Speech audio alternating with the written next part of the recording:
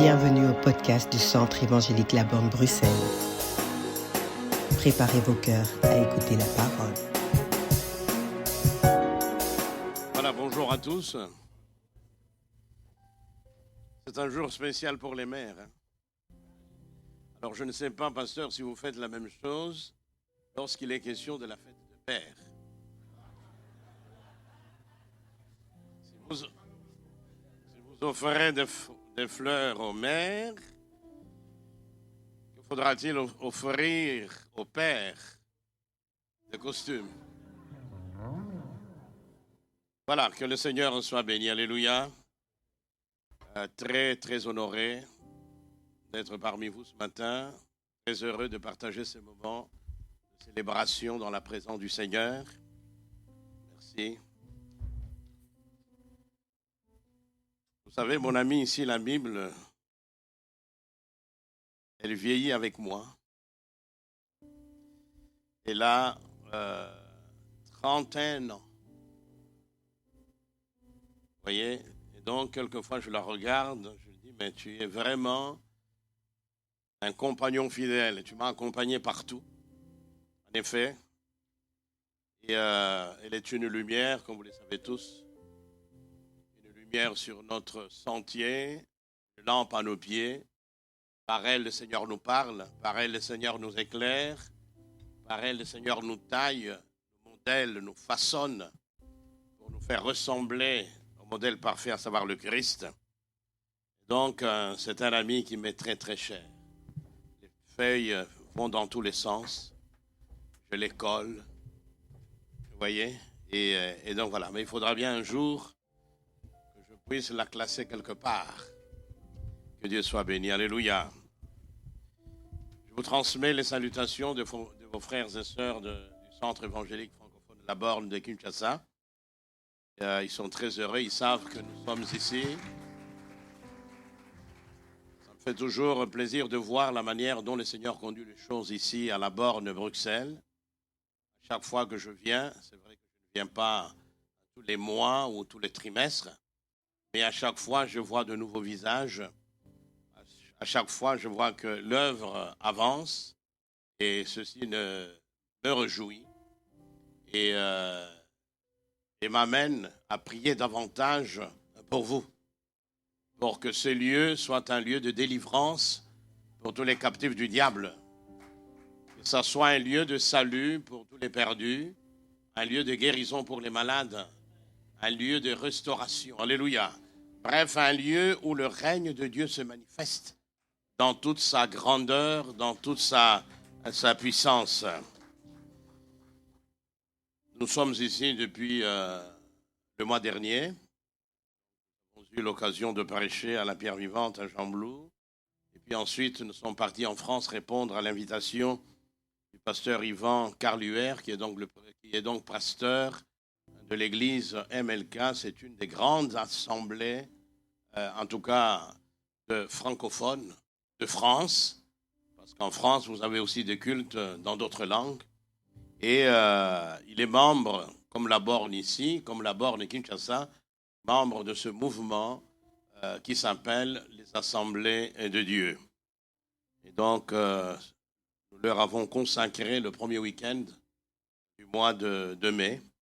Nous sommes rentrés seulement mardi. Et aujourd'hui, nous sommes avec vous. Et ce qui est formidable, c'est que le dimanche prochain, nous serons avec les autres, c'est-à-dire ceux de Kinshasa. Que Dieu soit béni. Alléluia. À mon tour, j'aimerais souhaiter une très très bonne fête à toutes les mères. Alléluia. Est-ce que nous pouvons les acclamer, les applaudir? Qu'est-ce que nous serions sans elles? N'est-ce pas? Mais qu'est-ce qu'elles seraient aussi sans nous? Que Dieu soit béni. Nous allons incliner nos têtes dans la prière. Nous allons passer un peu de temps au pied du Seigneur pour recevoir sa parole dont nous avons besoin pour notre nourriture, pour notre marche, pour avoir une marche qui nous amène de gloire en gloire. Notre Père et notre Dieu, avec beaucoup de reconnaissance, nous nous inclinons devant toi Pour te dire merci de nous avoir attirés à toi, d'avoir permis que, Seigneur, nous soyons ici à la borne à l'occasion de cette célébration dominicale. Notre présence, Seigneur, dans ces cultes est déjà une bénédiction. Car être là où ton nom est invoqué, Seigneur, être là où ton esprit agit, être là où ta parole, Seigneur, est proclamée, est toujours une source de bénédiction, est toujours une source de bonheur extraordinaire. Merci d'avoir accueilli favorablement notre louange, notre adoration. Merci pour tout. Tu nous aimes et dans ton amour, tu nous donnes tant d'occasions pour nous approcher de toi. Et ce matin, nous sommes venus au-devant de toi, Seigneur, pour te louer, pour t'adorer. Car nous sommes tes enfants de par notre position en Christ. Nous t'appartenons, Seigneur, tu es notre Père. Nous pouvons nous rassembler en toute quiétude, Seigneur, en toute confiance autour de toi, sans craindre quoi que ce soit. Car c'est dans ta volonté que nous puissions nous rassembler en ton nom pour pouvoir, Seigneur, t'encenser avec notre louange, avec notre adoration. Merci pour tout. Merci aussi de nous parler maintenant par ta parole. Que cette parole trouve des cœurs bien préparés, Seigneur, pour l'accueillir, afin que cette parole, avec le temps, finisse par produire du fruit pour ta gloire, mais aussi du fruit pour notre bonheur et pour notre épanouissement, et ce à tous égards. Merci d'utiliser ton serviteur et de parler à travers lui dans la puissance, Seigneur, de ton esprit. Nous avons prié au nom de Jésus. Amen. Gloire au Seigneur. Alléluia. Que dire lorsque quelquefois on n'a rien à dire? Que dire lorsqu'on a devant soi des hommes et des femmes pour lesquels le Christ a donné sa vie à la croix? Se tenir derrière la chair est toujours une grande responsabilité. Nous l'avons appris au pied du pasteur Verneau. Et personnellement, je peux vous assurer que je suis toujours peiné. Je souffre lorsque je vois toutes sortes d'aventuriers aujourd'hui, bardés des titres, utiliser la chair comme un lieu de manipulation, un lieu où on délivre des fausses prophéties, un lieu où on répand le mensonge, voyez, un lieu où on ne sent plus la crainte de Dieu. Que le Seigneur nous en garde. Alléluia. Nous sommes venus pour prier, n'est-ce pas? Nous sommes venus pour louer, pour adorer, louer, intercéder, tout cela, eh bien, peut se résumer en un seul verbe, à savoir prier. Et donc aujourd'hui,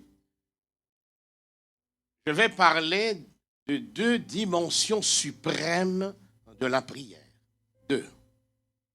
Deux dimensions suprêmes de la prière.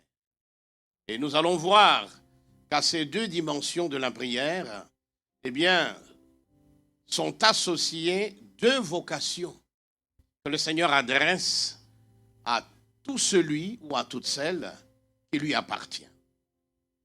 Deux dimensions, pas plus. Et donc, il est important que nous comprenions ces dimensions pour pouvoir espérer aller plus loin dans notre vie. Car la prière occupe une place importante dans la parole de Dieu. Tous les hommes qui ont marqué l'histoire de l'humanité ont tous été des hommes, enfin qui l'ont marqué en bien, ont tous été des hommes et des femmes de prière.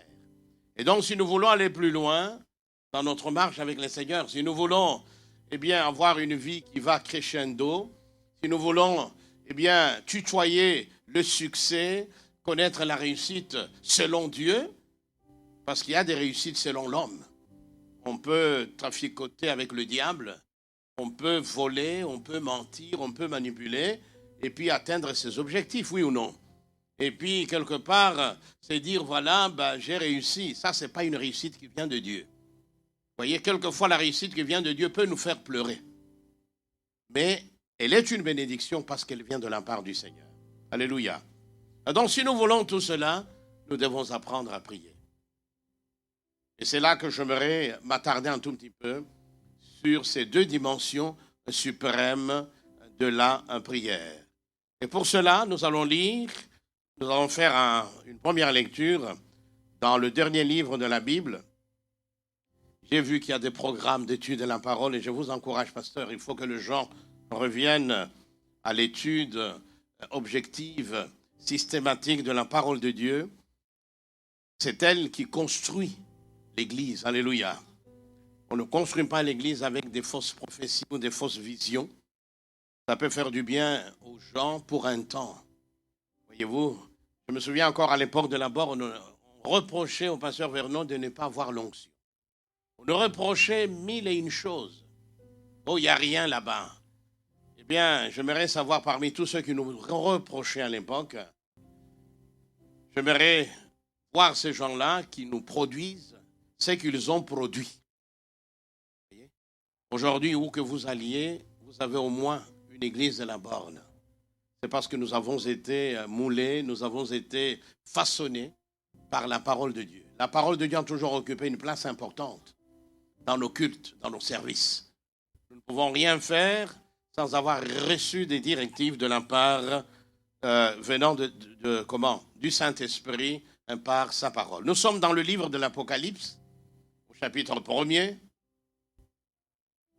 Lire à partir du verset 4 jusqu'au verset 6. Nous lisons Jean, pour cette église qui sont en Asie, que la grâce et la paix vous soient données de la part de celui qui est, qui était et qui vient, de la part de cet esprit qui sont devant son trône, et de la part de Jésus-Christ, le témoin fidèle, le premier-né d'entre les morts et le souverain des rois de la terre. À celui qui nous aime, qui nous a délivrés de nos péchés par son sang et qui a fait de nous un royaume, des sacrificateurs pour Dieu son Père, à lui la gloire et le pouvoir au siècle des siècles. Amen. Alléluia.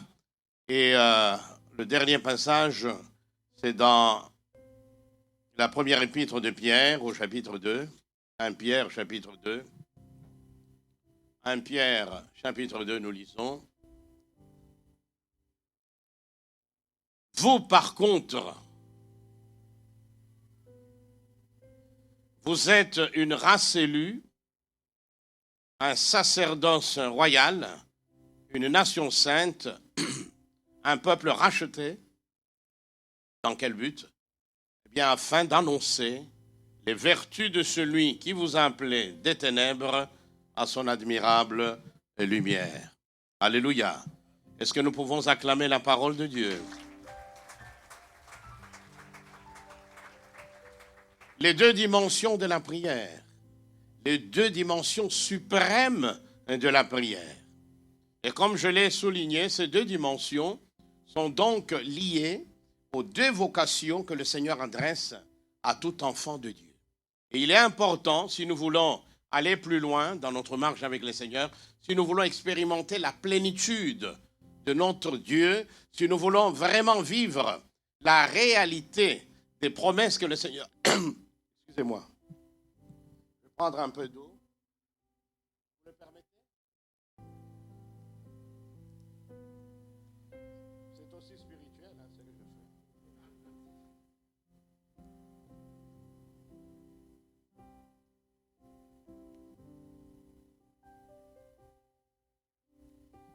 Voilà. C'est le froid et tout ça. Et donc, ces deux dimensions, eh bien, sont liées à la double vocation que le Seigneur adresse à tous ceux qui lui appartiennent. C'est une vocation. Et c'est quoi une vocation? C'est un appel que le Seigneur adresse à ses enfants dans le but d'accomplir une mission, dans le but de réaliser sa volonté. Une vocation, c'est une lumière qui nous montre le chemin sur lequel nous devons marcher. Et il y a donc deux vocations, pas trois, deux vocations que le Seigneur nous adresse. Et les moyens d'expression de cette double vocation, eh bien, ne sont autres que les deux dimensions ou les deux dimensions fondamentales de la prière. En d'autres mots, que ce soit la première ou la dernière ou la deuxième vocation, nous allons voir que la prière occupe une place importante. C'est par la prière, voyez-vous, que nous allons expérimenter, ou du moins, nous allons vivre dans les deux dimensions relatives à la vocation à laquelle le Seigneur nous appelle. Quelles sont ces deux dimensions, ou plutôt les deux vocations? La réponse se trouve dans les deux passages que nous avons lus. La première vocation à laquelle le Seigneur nous appelle, c'est que nous sommes des sacrificateurs dans son royaume. Alléluia. Nous sommes des sacrificateurs. Et nous verrons très rapidement quel est alors notre appel par rapport à ce que nous sommes. Nous sommes des sacrificateurs. Et la deuxième vocation, c'est que nous sommes un sacerdoce royal. Alléluia. C'est que le Seigneur a déposé sur nous une onction qui nous permette d'agir dans l'espace et dans le temps. Une onction qui nous permette de manifester son règne ici-bas. Un jour, les Juifs ont envoyé des gens vers Jean-Baptiste pour lui demander qui il était. Voyant qu'il baptisait et que beaucoup d'hommes et de femmes allaient vers lui, toutes les couches de la société étaient derrière Jean-Baptiste, il prêchait le message de la repentance. Alors ces chefs juifs ont voulu savoir qui il était. Ils lui ont posé la question, qui es-tu? Il répond, je ne suis pas le Christ. Alors si tu n'es pas le Christ, es-tu Élie, le prophète Élie? Il dit non, je ne le suis pas non plus. Notez bien que c'était quand même flatteur. Hein? Il aurait pu dire, ah bon? Donc je suis Élie? Ah, je ne savais pas, c'est très bien de me le dire. Non, il dit, non, je ne le suis pas. Alors, que dis-tu de toi-même? C'est là qu'il dira, je suis la voix qui crie dans le désert. Voilà. Pas crier aux orfraies, mais plutôt crier de la part du Seigneur, annoncer et proclamer le message de repentance. Alléluia. Nous aussi, nous devons savoir qui nous sommes. Si je vous pose la question, qui êtes-vous? Désormais, eh bien, vous devez me dire, nous sommes un des sacrificateurs dans le royaume de notre Père. 2, nous sommes un sacerdoce royal appartenant à une race que Dieu a élue, étant citoyen d'une nation sainte. Et tout cela dans le but de proclamer, d'annoncer ici-bas les hauts faits de Dieu, d'annoncer, de proclamer ici-bas les vertus, mes amis, l'excellence, la supériorité de Dieu dans tout le domaine de la vie. Gloire au Seigneur. Dieu reste le même de toute éternité. Certes, le péché est entré dans le monde, mais Dieu n'a pas laissé le péché détruire complètement la race humaine. Avec le péché, il a préparé un moyen de rédemption. C'est ainsi qu'il a envoyé son Fils. Et Jésus est venu et à la croix, il a donné sa vie. Mes amis, il a donné sa vie afin de nous réconcilier avec le Créateur. Mais aussi à la croix, il a arraché l'autorité que le diable avait subtilisée à l'homme et à la femme, là dans le jardin d'Éden. Et donc désormais, il est possible à tout homme qui est en Christ de marcher avec confiance malgré les problèmes, malgré l'adversité, malgré la tribulation. Voilà pourquoi un des champions de la foi chrétienne n'a pas hésité à dire « Nous sommes plus que vainqueurs en Jésus-Christ, alléluia. » Car Dieu, en Jésus-Christ, nous a rachetés et nous a destinés à régner ici-bas dans la vie. Et non pas à subir la vie. Et non pas à subir les circonstances. Nous sommes appelés à marcher sur les circonstances, mes amis. Car celui qui est en nous est plus fort que les circonstances qui nous environnent. Celui qui est en nous est plus fort que n'importe quelle tempête qui soufflerait dans notre vie. Voyez-vous? Eh bien, c'est là que la deuxième vocation devient plus qu'indispensable. Un sacerdoce royal. Voilà ce que nous sommes, des sacrificateurs dans le royaume de Dieu. Et le rôle du sacrificateur, d'abord dans l'Ancien Testament, était d'entrer dans le temple et de servir Dieu dans le temple. Alléluia. Il se tenait devant Dieu pour le servir. Ça, c'était une des attributions des sacrificateurs de l'Ancien Testament. Dans le Nouveau Testament, eh bien, les choses n'ont pas changé, sauf que désormais, au lieu d'entrer dans un tabernacle visible, d'entrer dans un temple construit par les mains des hommes, nous avons ce privilège d'entrer, mes amis, dans le palais céleste, dans le palais du roi des rois.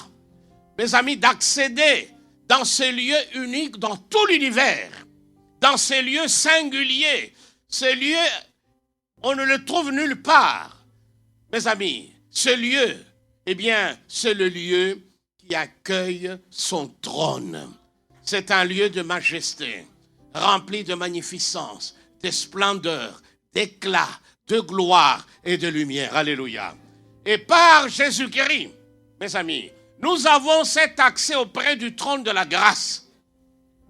Quand vous venez à l'église, comme c'est le cas aujourd'hui, sachez que vous venez pour pouvoir entrer dans le sein des saints célestes, pour venir à la rencontre de notre Père. Voyez-vous? Et en le louant, en l'adorant, en le célébrant, eh bien nous accomplissons notre vocation de sacrificateurs. Voilà pourquoi la Bible nous dit, priez sans cesse. Voyez-vous, allez au-devant de lui, entrez dans sa présence et louez-le et adorez-le, célébrez-le. Ça vaut la peine, mes amis. C'est là dans sa présence que tout se joue. C'est là dans sa présence qu'il nous façonne, qu'il nous modèle. Lui, le divin potier. Oui, c'est dans sa présence, mes amis, qu'il nous transforme, qu'il nous transfigure, qu'il nous métamorphose, qu'il nous fait ressembler à lui. C'est dans sa présence. Voilà. Voilà pourquoi le psalmiste pouvait dire, rassasie-moi de ta présence. Et encore, il pouvait dire, j'aime le séjour de ta maison, lieu où habite ta gloire. Voyez-vous? Aimons la maison du Seigneur. Voyez, le bâtiment ici est église parce que vous êtes là. Voyez-vous? Ce n'est pas l'église qui a construit ce bâtiment. C'est vous qui êtes l'église. C'est vous les sacrificateurs qui, en venant dans ces lieux, donnez un caractère sacré à ce lieu. Alors, conjuguez cette première vocation. Accomplissez-la. Voyez-vous? Et puis, il y a la dimension royale. Le sacerdoce royal. Non seulement nous sommes des sacrificateurs, mais nous sommes aussi, mes amis, membres du sacerdoce royal, ici-bas. Dieu a fait de nous des ambassadeurs. Nous sommes appelés à représenter valablement le Seigneur. C'est par nous que le monde peut connaître Jésus. C'est par nous que le monde peut voir, mes amis, et arriver à la conclusion que le Dieu de la Bible est vraiment le Dieu Tout-Puissant. C'est par nous et à travers nous. Voilà pourquoi Pierre, nous l'avons lu, lorsqu'il parle du sacerdoce royal, de cette race élue que nous sommes, il dit tout cela afin de proclamer, afin d'annoncer les vertus, les hauts faits, l'excellence, la supériorité du Dieu de la Bible.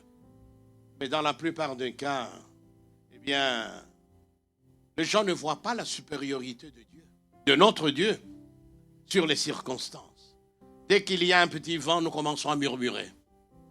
Voyez-vous, dès qu'il y a un petit problème, c'est fini, nous baissons les bras. Nous nous décourageons. Voyez-vous, nous regardons au problème, nous regardons aux montagnes, au lieu de regarder à celui qui est au-dessus des montagnes. Nous l'avons chanté. Voyez-vous, Il est le seul qui soit capable d'ouvrir une porte, quelle qu'elle soit. Elle peut être verrouillée par 1000 démons qui pourraient être derrière cette porte-là. Eh bien, il suffira seulement d'un mot de la part de notre Dieu pour que la porte s'ouvre. Alléluia. Et donc, en tant que sacerdoce royal, nous sommes les outils du Seigneur sur cette terre pour la manifestation de son règne. Les gens doivent voir Jésus. Voyez, non seulement nous entendre parler de Jésus, Jésus est ceci, Jésus est cela, mais ils doivent voir Jésus à travers nous. Voyez-vous, lorsqu'il y a des problèmes, eh bien nous nous comportons différemment. Là où les gens abdiquent, là où les gens sont désarmés, là où les gens se mettent à murmurer, parce que la mer rouge est devant eux, nous nous levons. Nous disons, en son nom, nous avancerons. Car il est capable d'ouvrir la mer rouge.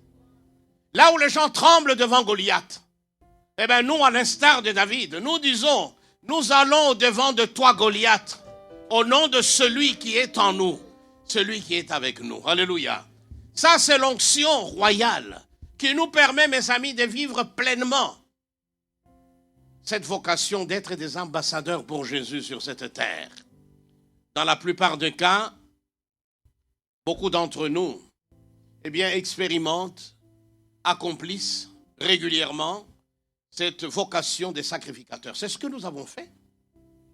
Nous sommes venus, nous nous sommes mis à louer le Seigneur, à l'adorer, n'est-ce pas? Nous nous sommes mis à chanter. Tout cela, ce sont des activités sacerdotales. C'est-à-dire, nous allons au-devant de Dieu. Par la foi, nous entrons dans son palais céleste. Par la foi, nous nous tenons devant le trône. Et puis nous le louons. Et puis nous l'adorons. Nous lui disons combien il est bon. Nous lui exprimons nos sentiments.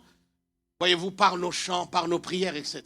Tout cela est en rapport avec notre vocation de sacrificateur. Mais beaucoup d'entre nous ignorent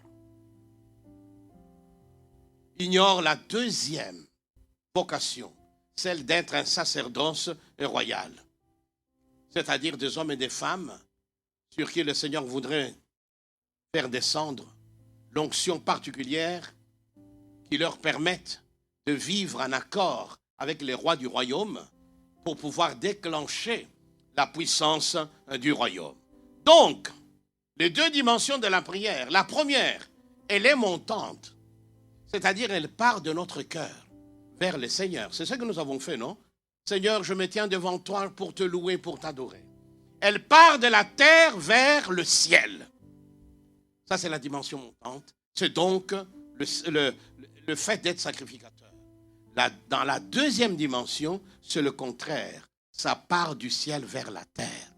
Car la terre a besoin du ciel. Mes amis, tout ce dont l'homme a besoin pour une vie équilibrée, épanouie, une vie glorieuse, une vie de victoire, tout cela ne peut lui venir que d'en haut. Le plus grand problème de l'homme, c'est le péché. Et pour résoudre ce problème du péché, eh bien, qu'est-ce que Dieu a fait? Il a envoyé une solution. Cette solution est venue d'en haut, Jésus-Christ de Nazareth. Alléluia. Alléluia. Et donc, nous sommes des outils sur cette terre pour la manifestation de la gloire de notre Dieu. Alléluia. Et en Jésus-Christ, nous pouvons, en Jésus, lors de son incarnation ici sur terre, nous pouvons trouver ces deux réalités, ces deux dimensions. Il a été souverain sacrificateur. Voyez-vous? En même temps, il a été la manifestation de la gloire du Père ici-bas. Il a fait descendre le ciel partout où il y avait des problèmes. Quand il a eu affaire à des malades, il leur a donné la guérison. Ceux qui étaient sous l'emprise démoniaque ont été délivrés. Là où il y avait des besoins physiques ou autres, il a donné des solutions. Et donc, il a manifesté le règne de Dieu sur cette terre. Alors, les deux dimensions, il y a une dimension montante. Et puis ensuite, il y a une dimension descendante. Et ces deux dimensions sont donc illustrées ou se trouvent dans la prière que le Seigneur nous a laissée à savoir le Notre Père. Si vous allez dans Matthieu 6, à partir du verset 9, le Seigneur dit, voici donc comment vous devez prier. Notre Père, qui est aux cieux. Eh bien, la prière commence par l'exaltation du Dieu de la Bible. Il est aux cieux, il n'a rien à voir avec tous ces idoles qu'on trouve sur terre. C'est donc l'exaltation de notre Père céleste. Et là, nous voyons un exemple évident, mes amis, de la prière sacerdotale. Dans la dimension terre-ciel. Vous voyez? Que ton nom soit sanctifié. Tout ça, eh bien, pour exalter le Seigneur. Tout ça pour élever notre Père. Et puis ensuite, tout change. Si vous regardez dans Matthieu 6, verset 9. Ensuite, que ton nom soit sanctifié. Que ton règne vienne. Que ta volonté soit faite sur la terre comme au ciel. Nous allons nous attarder un tout petit peu là-dessus.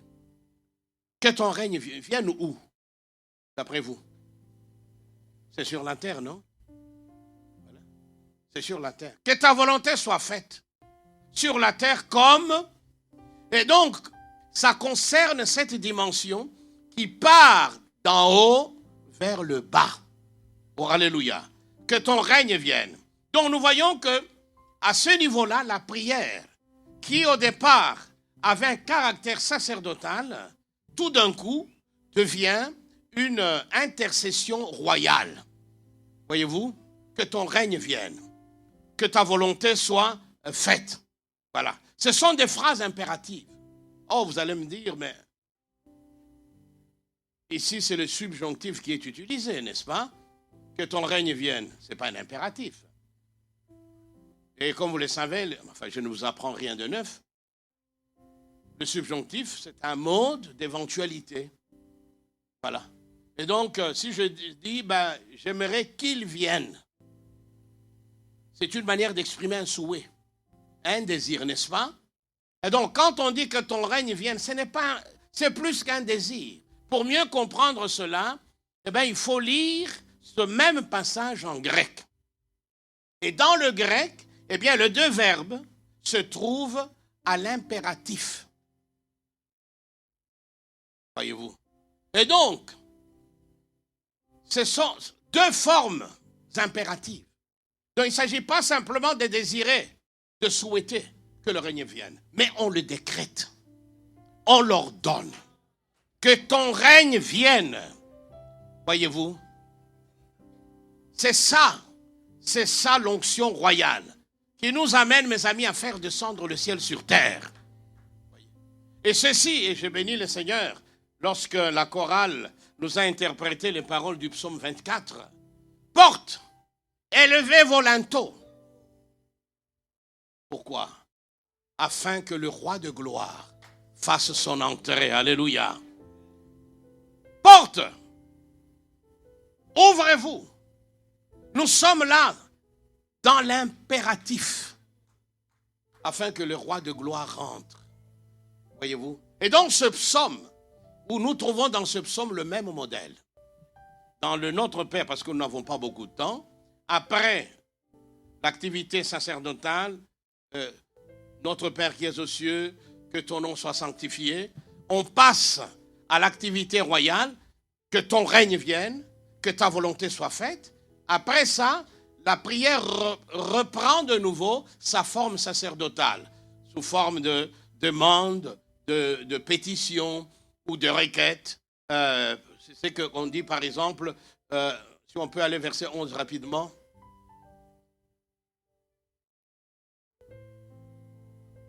Donne-nous aujourd'hui notre pain quotidien. On passe à la demande. Voilà. Je demande. Donc, je suis devant Dieu.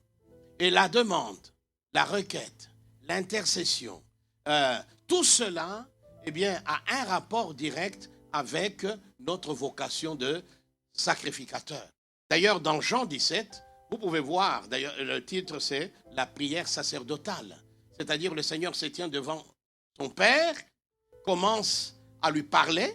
Il commence par l'aspect sacerdotal, et puis ensuite, dans la suite, il passe par l'intercession. Il intercède pour l'Église. Il intercède pour tous ceux qui lui appartiennent. Mes amis, il y a un temps pour tout. Un temps pour nous approcher de Dieu afin d'accomplir notre vocation de sacrificateur, le louer, l'adorer.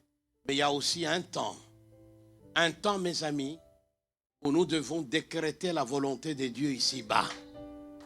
Nous devons l'ordonner afin que les choses se réalisent selon la volonté de Dieu.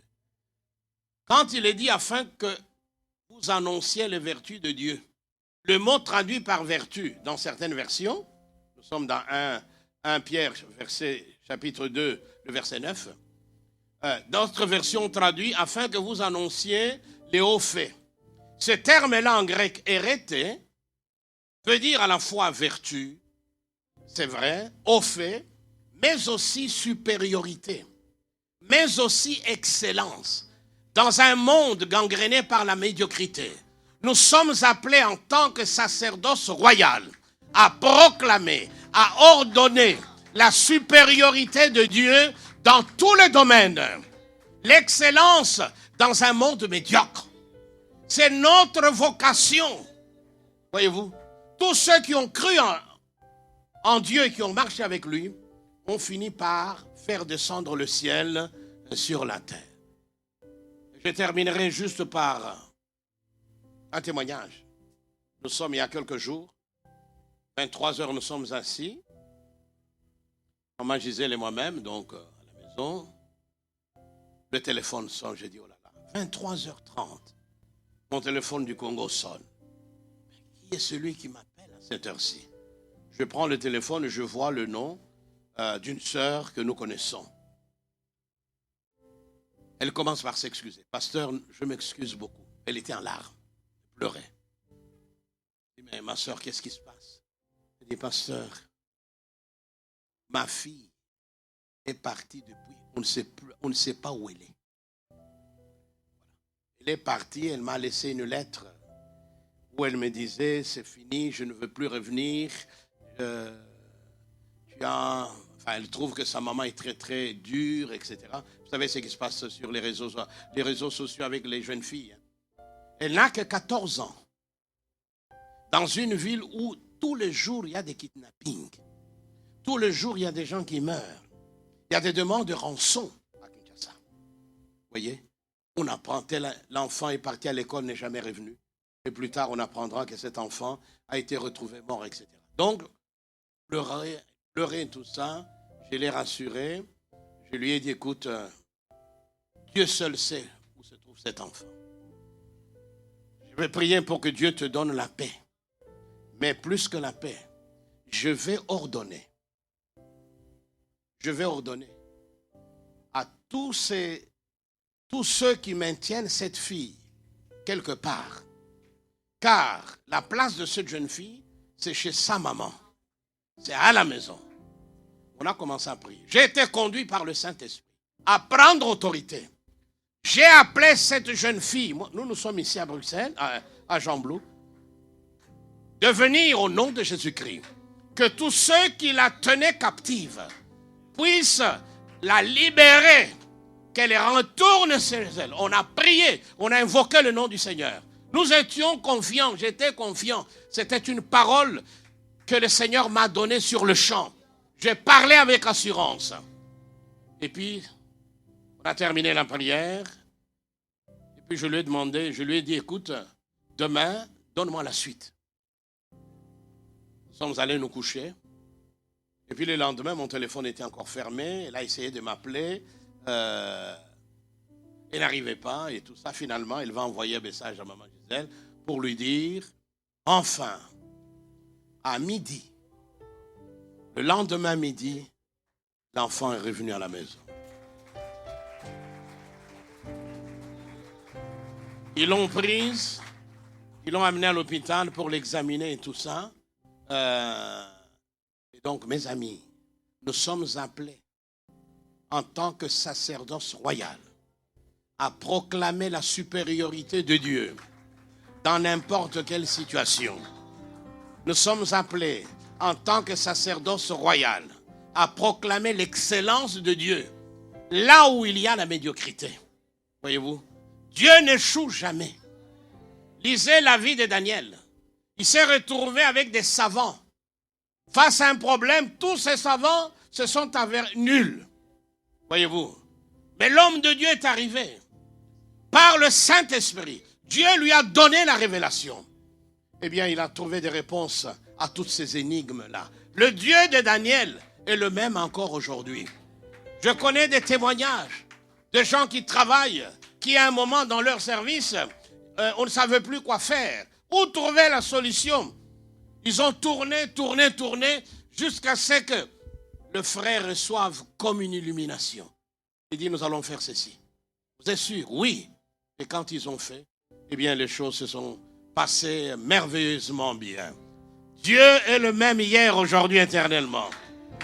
Alors, assumons pleinement notre vocation de sacrificateurs. Soyons des hommes et des femmes de prière. Entrons régulièrement dans sa présence. La Bible, dans le livre des psaumes, nous exhorte de 1001 façons à aller au-devant de Dieu avec des actions de grâce, avec reconnaissance, avec joie, pour l'adorer. Il est notre Père. Voyez-vous, il nous attend. Et puis ensuite, marchons en tant que sacerdoce royal, en étant conduits par le Saint-Esprit, car nous sommes ses ambassadeurs. Alléluia. Les ambassadeurs de l'excellence. Des hommes et des femmes chargés ou appelés à expérimenter la supériorité de Dieu. C'est seulement de cette manière que nous pouvons régner dans la vie, que nous pouvons marcher sur les circonstances. C'est ainsi que Job, malgré toutes les épreuves qu'il a connues, a fini avec le temps, par la persévérance, par la résilience, par la patience, par dire, comme nous l'avons chanté, je sais que mon Rédempteur est vivant. En son temps, il se lèvera. En son temps, il viendra me donner la solution.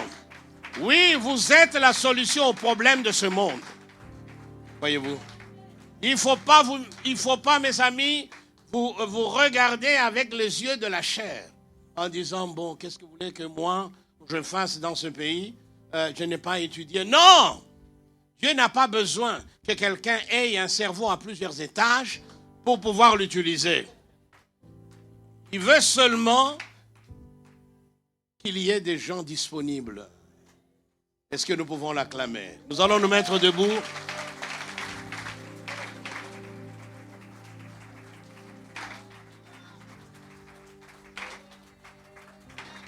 Nous allons proclamer.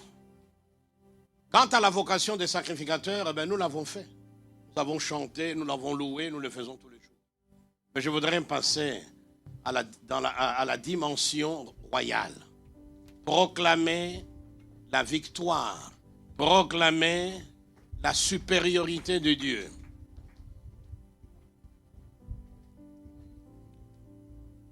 J'aimerais que vous me donniez toute votre attention.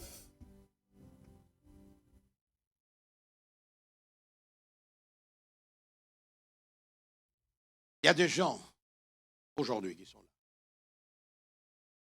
qui ont eu une nuit terrible, qui n'ont pas bien dormi, à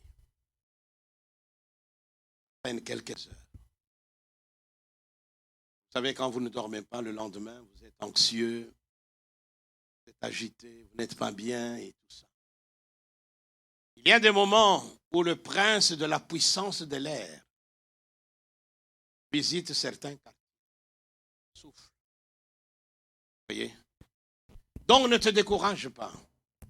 Si tu as connu cette nuit, une nuit presque cauchemardesque, insomniaque, tu as retourné dans le lit, sans comprendre pourquoi. Lève simplement la main, je vais proclamer la victoire dans ta vie. Alléluia. Merci.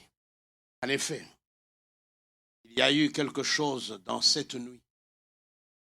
On aura peut-être un jour avec le pasteur d'organiser un séminaire là-dessus, sur la nécessité de voir l'invisible.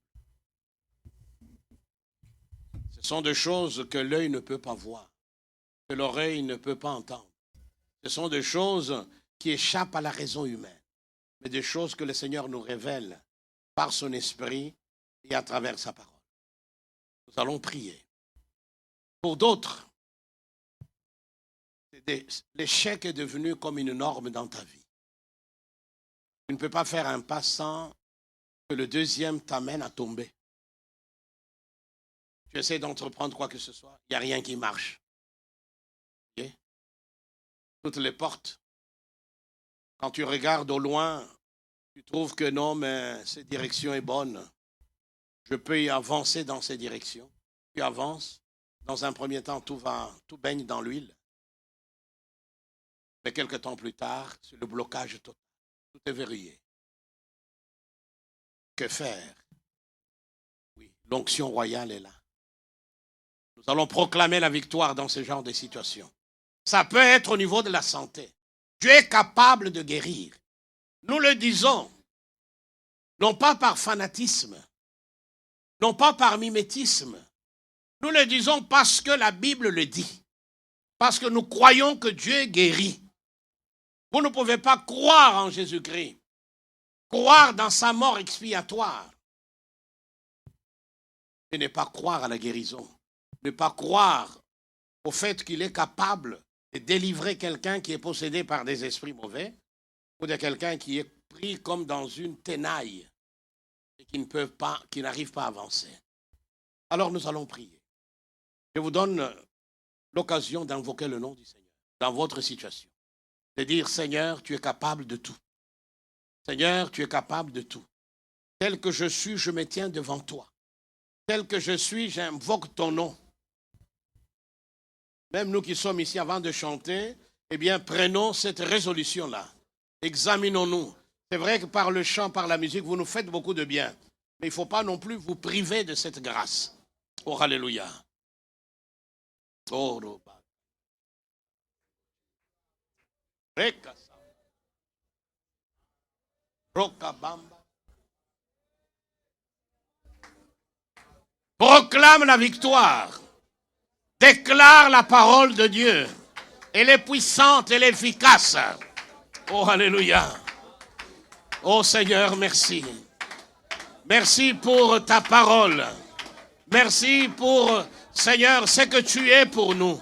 Tu es notre sauveur, c'est vrai, mais tu es aussi notre victoire. Oh, merci, oh Dieu, de nous avoir parlé ce matin.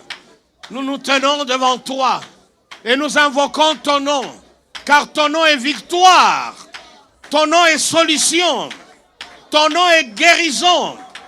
Ton nom, Seigneur, est capable de changer les choses autour de nous.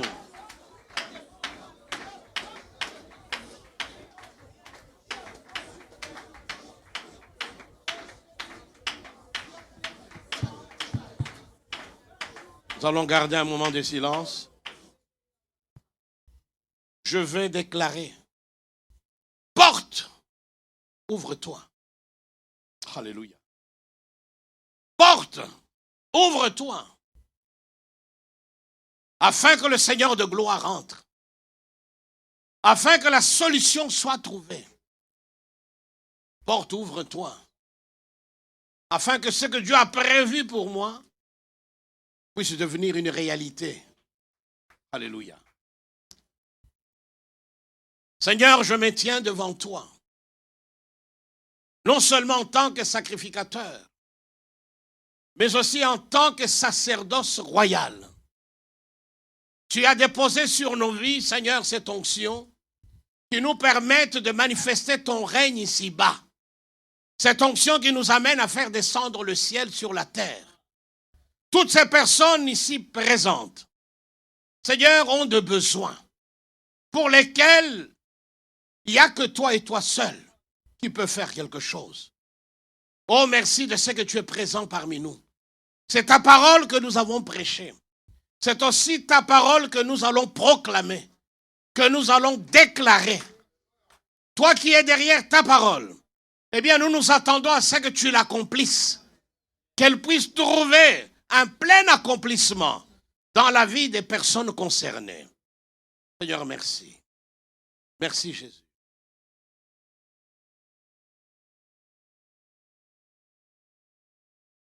Dans le nom de Jésus-Christ, je proclame la victoire dans ta vie.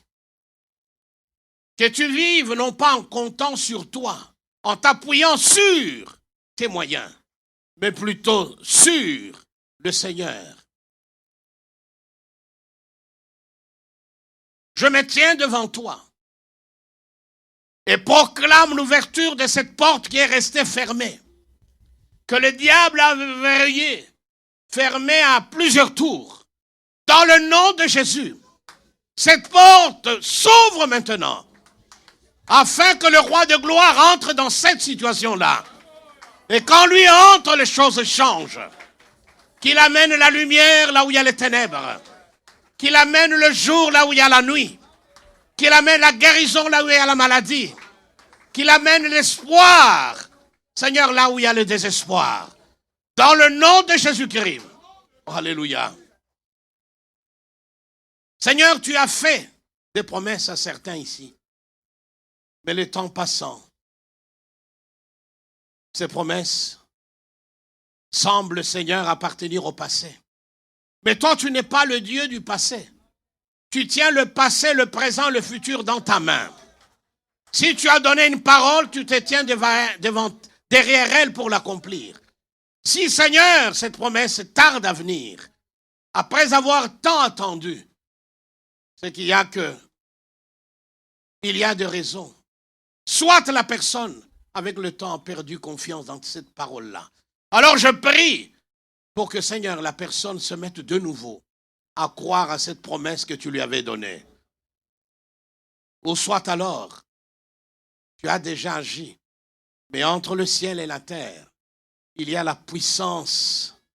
Seigneur, il y a toutes ces puissances démoniaques, comme avec Daniel. Seigneur, qui ont empêché à ce que Daniel reçoive la réponse après avoir prié. Il a fallu un long moment, 21 jours, pour qu'enfin l'ange lui apporte la solution. Et l'ange lui dira qu'il y avait un combat dans le lieu céleste. Alors je prie pour que, Seigneur, tu mettes de l'ordre autour de toutes ces personnes. Que, Seigneur, cette main funeste qui bloque les choses soit brisée au nom de Jésus. Que le sang de Jésus soit aspergé sur toutes ces personnes-là. Car avec toi, nous sommes plus que vainqueurs. Oh, merci pour tout. Merci, Seigneur. Accomplis ta parole. Libère tous ceux qui souffrent d'insomnie. Dans le nom de Jésus, qu'ils aient des nuits paisibles. Ils connaissent des sommeils réparateurs et profonds, car il y va de leur santé. Je proclame la victoire dans leur vie, la victoire dans leur couple, la victoire dans leur famille, la victoire dans leur travail, la victoire dans leurs études. Que la borne prospère à tous égards. Que ce soit un lieu de réussite et de succès. Qu'on entende des témoignages. Seigneur, attire des âmes et que ton feu brûle et brûle encore. Au nom de Jésus. Amen. Merci d'avoir pris ce temps. Si ce podcast t'a encouragé, n'hésite pas à le partager et t'abonner pour ne manquer aucun prochain épisode.